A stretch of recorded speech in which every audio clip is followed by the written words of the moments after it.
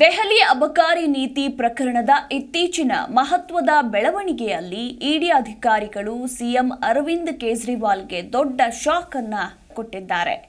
ಇಡಿ ಹೊಸ ಆರೋಪ ಪಟ್ಟಿ ಸಲ್ಲಿಸಿದ್ದು, ಇದರಲ್ಲಿ ಕೇಜ್ರಿವಾಲ್ ಅವರೇ ಒಟ್ಟಾರೆ ಪ್ರಕರಣದ ಕಿಂಗ್ ಪಿನ್ ಎಂದು ಉಲ್ಲೇಖಿಸಿದೆ. ಒಟ್ಟು 38 ಆರೋಪಿಗಳ ಪೈಕಿ ಕೇಜ್ರಿವಾಲ್ 37ನೇ ಆರೋಪಿ ಎಂದು ಹೊಸ ಆರೋಪ ಪಟ್ಟಿ ಸಲ್ಲಿಸಿದೆ. ದೆಹಲಿ ಅಬಕಾರಿ ನೀತಿ ಪ್ರಕರಣದಿಂದ ಉಂಟಾದ ಮನಿ ಲ್ಯಾಂಡರಿಂಗ್ ಆರೋಪಗಳಿಗೆ ಸಂಬಂಧಿಸಿದಂತೆ ಹೊಸ ಆರೋಪ ಪಟ್ಟಿಯನ್ನ ಸಲ್ಲಿಸಲಾಗಿದೆ.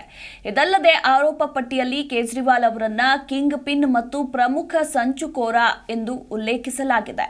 ಇನ್ನು ಕೇಜ್ರಿವಾಲ್ ಅವರಿಗೆ ಜಾಮೀನು ಮಂಜೂರು ಮಾಡಿರುವುದನ್ನ ಪ್ರಶ್ನಿಸಿ ಜಾರಿ ನಿರ್ದೇಶನಾಲಯ ಅರ್ಜಿಯನ್ನ ದೆಹಲಿ ಹೈಕೋರ್ಟ್ ಜುಲೈ 15ಕ್ಕೆ ಮುಂದೂಡಿದೆ. ಪ್ರಕರಣದಲ್ಲಿ ಕೇಜ್ರಿವಾಲ್ಗೆ ಜಾಮೀನು ನೀಡಿದ್ದ ವಿಚಾರಣಾ ನ್ಯಾಯಾಲಯದ ಜೂನ್ 20ರ ಆದೇಶಕ್ಕೆ ಹೈಕೋರ್ಟ್ ಈ ಹಿಂದೆ ತಡೆಯನ್ನ ನೀಡಿತ್ತು.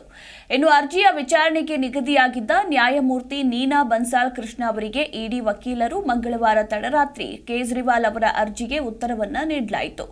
ಮರು ಪ್ರತಿಕ್ರಿಯೆ ಸಲ್ಲಿಸಲು ಸಂಸ್ಥೆಗೆ ಸ್ವಲ್ಪ ಸಮಯ ಬೇಕಾಗುತ್ತೆ ಅಂತ ಇದೇ ಸಂದರ್ಭದಲ್ಲಿ ತಿಳಿಸಿದ್ರು.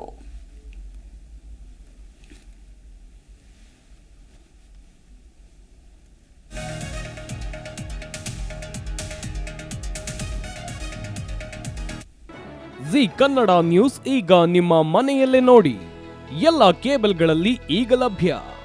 ಸನ್ Direct 292, Jio TV 1334, U digital 162, City Cable 51, GTPL 17, Abhishek cables 821, Rock Line telecommunication 51, Shri Basaveshwara number 60, Vinayaka digital number 53, in digital number 896ರಲ್ಲಿ ನಿಮ್ಮಿಸ್ತದ ಜಿ ಕನ್ನಡ ನ್ಯೂಸ್ ನೋಡಿ ಆನಂದಿಸಿ.